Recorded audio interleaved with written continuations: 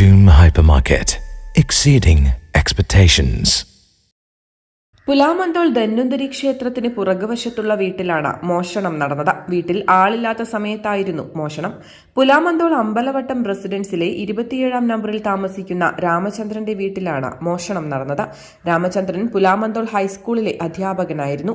കഴിഞ്ഞ മാസം 19-ാം തീയതിയിൽ വീട്ടിലുള്ളവർ ബാംഗ്ലൂരിൽ പോയ സമയം ഇവരെ അന്വേഷിച്ച സുഹൃത്ത് വീട്ടിലെത്തിയപ്പോഴാണ് വീടിന്റെ വാതിൽ തുറന്നു കിടക്കുന്നതായി ശ്രദ്ധയിൽപ്പെട്ടത്. തുടർന്ന് സമീപത്തുള്ളവരെ വിവരമറിയിക്കുകയായിരുന്നു.